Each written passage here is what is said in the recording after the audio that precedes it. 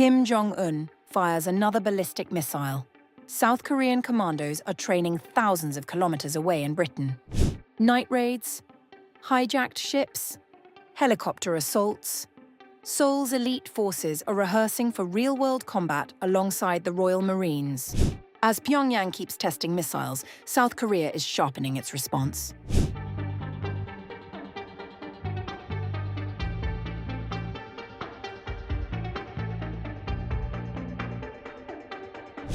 South Korean special forces have carried out counter-terrorism and maritime assault training with British Royal Marines on UK soil, as security concerns on the Korean Peninsula remain in focus following North Korea's latest ballistic missile launch.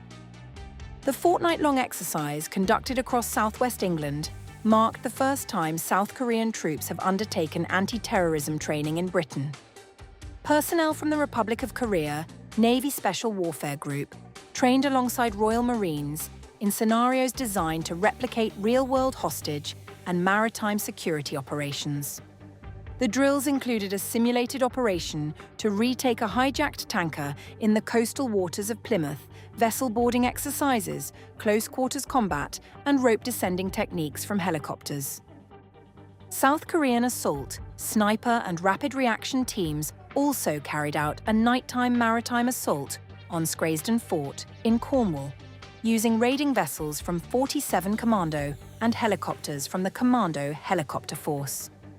Major George Eatwell of 42, Commando Royal Marines, said the training demonstrated the strength of the two countries' special operations partnership. The chance to train once more with such a professional and dedicated special operations force in the UK, rehearsing complex, integrated boarding operations and warfighting scenarios, truly demonstrated the strength and depth of our partnership.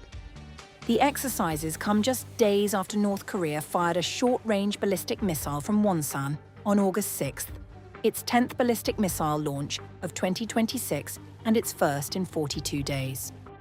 South Korea's Joint Chiefs of Staff detected the launch at around 5 p.m. on Thursday, with the missile landing in the East Sea. The United States Indo-Pacific Command said on August 6th that Washington was consulting closely with its allies and partners. We are aware of the missile launch and are consulting closely with our allies and partners.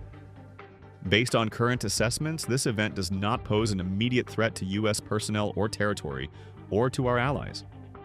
The United States remains committed to the defense of the U.S. homeland and our allies in the region. But the test has renewed scrutiny of Pyongyang's military intentions.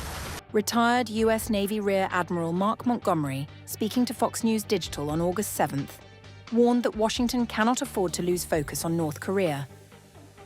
There's this unsettled conflict on the Korean Peninsula, and Kim Jong Un, a very unpredictable leader who seeks attention, is something the United States can never take their eye off.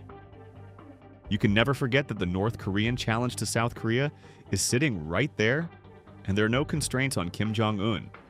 There's no version of an empowered elite or a population or a military that could unseat him. So, we should always keep our eye on him, pay attention to him, and make sure we're constantly deterring any provocative behavior. Montgomery said every North Korean ballistic missile launch could be intended as a message to the United States, South Korea, Japan, or all three. Whenever North Korea does a ballistic missile launch, you have to think, there are any of three countries that could be the intended recipient of the message. It could be the United States, it could be South Korea, it can be Japan, or it could be a mix. The latest developments underscore a wider security picture.